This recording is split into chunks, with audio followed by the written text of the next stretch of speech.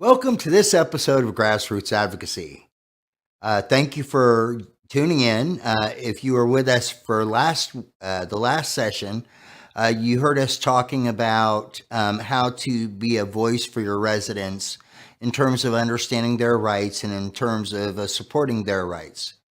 In this episode, we're going to be talking about something that's near and dear to my heart, and that is funding for post-acute and long-term care. So we're going to look at the state and the federal budget for a little bit. Now, please let me set the stage before I get into the content. In a very short period of time, the House and the Senate will gather together to consider the budget for 2019. Now, when they look at the budget, one of the things that they will be looking at is how we can create a balanced budget. Now, in fiscal year 2018, we saw a tax reduction or tax cut across the board, which means less income or less revenue coming into the state and the federal government.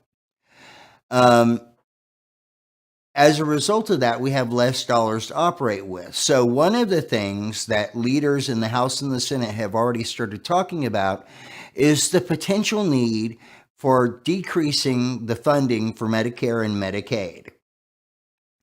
Now, I don't know if it's actually going to happen or not. It's going to be up to us as advocates for our elders to listen to see what they present. And if what they present makes sense to us, then we should communicate with them to let them know that we're in support of their actions. If, on the other hand, what they are suggesting doesn't make sense or potentially threatens the well-being of our nation's frail, elder, and disabled citizens, then we'll need to take some action there and communicate with them that we think there's another way to go.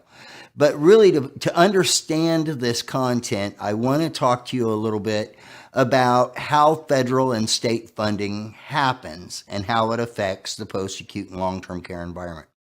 So when we look at the four major funding sources for the post-acute and long-term care environment, those are Medicaid. Generally speaking, about 6 in 10 elders who reside in the post-acute and long-term care environment are receiving funding from Medicaid. It is a federal matching program. So in other words, the federal government provides some money for that, and the state governments provide some money for that, and the state manages that program. It's called Medicaid. The second largest funding for post-acute and long-term care comes from Medicare, and that's primarily Medicare Part A, and then also to some degree Medicare Part B. So you might think of it this way. If you have a person who comes to your care setting and they have just been in the hospital and they've had a qualifying stay and they've come into your center for rehabilitative services to increase their improve their condition so that they're at their highest practicable level of well-being, and that's generally speaking for up to 100 days. And then Part B is for therapeutic services that a person might require to continue to help them with their well-being. There are other Medicare programs, but I won't necessarily go into them as it relates to this discussion. The next source of income for the post-acute and long-term care environment is called out-of-pocket expense.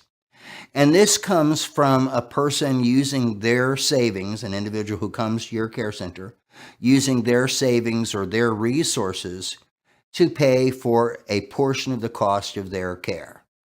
And then the fourth and final major source of revenue that comes to the post-acute and long-term care environment is other government programs. And so you could think of it this way. If you have a resident who has served our nation faithfully and is a veteran, they may come to your center as a result of a Department of Veterans Affairs service contract to meet their needs.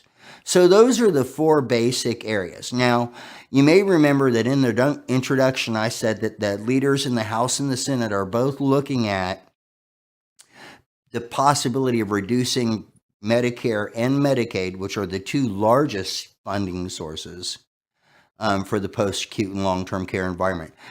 I have a couple of other facts that I'd like to share with you that kind of bear on this discussion.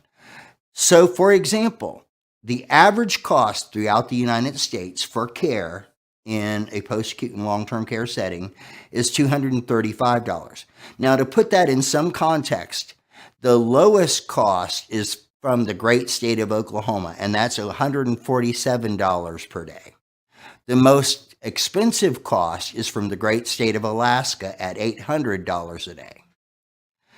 Now, if you look at this in the context of that's what it costs to provide the care, let's look at what the average Medicaid reimbursement rate is at $206 per day. So if you look at the average of what it costs and you look at the average of what's being reimbursed, you can see that there's already a difference there of about $24 roughly. So there's already a deficit there, just as we are today. And if we think about it in terms of our leaders in the House and the Senate making the choice to decrease funding for Medicare and Medicaid, we can see how the average cost of providing care, which is $235, is not going to change. But the average reimbursement rate, especially as it relates to Medicaid, could change. And if it does change, what that means is we're being asked to do the same with less dollars. So just think about that in terms of your personal life. If your employer said, I'm going to continue to have you work 40 hours a week, and I'm going to pay you $5 each pay period less than what you're used to being paid, how would you have to change your life? So just think about that for a moment. And another way to think about it is this.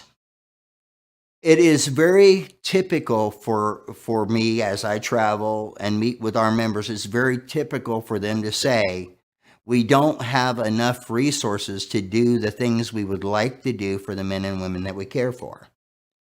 And if that's true as we currently are, how much different would that be if we had less resources, less funds to do it with? We're still going to do our level best to provide the quality of care that the men and women we serve desire. But it's fair to say that it would be a more challenging proposition to meet. So I want to encourage you in these coming weeks to tune in to various news sources, and not only to tune into various news sources, but go to your respective legislators' websites to see what they are saying about Medicare and Medicaid in terms of the budget for 2019. See if they're proposing that we stay the same, or if they're proposing that we increase, or if they're proposing that we decrease.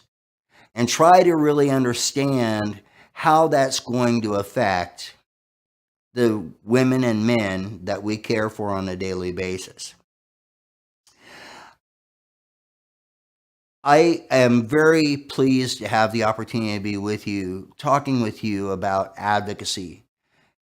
Our elders, one of the things that they experience when they enter the post-acute and long-term care environment is a sense of loss of control, a loss of self-determination.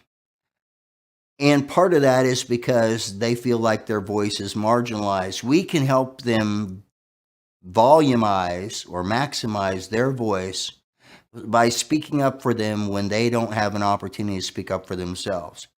So please do listen in as we start to go into the budget discussions. And if you feel like the legislative bodies, the House and the Senate, are on the right track, shoot them an email, give them a call, whatever you want to do to let them know you think they're on the right track. If, on the other hand, you think they're not, please also give them a call, shoot them an email. Let them know that you believe that cutting Medicare and cutting Medicaid presents an undue burden on the people you care for. I'd like to conclude our session today with this quote from Theodore Roosevelt. Nobody cares how much you know until they know how much you care. If we truly care for our nation's frail, elder, and disabled citizens, when they are being unjustly treated, when they are receiving undue burdens, we have to speak up on their behalf, and we have to speak up loud and proud. I look forward to being with you for the next episode of Grassroots Advocacy. Until then, be well.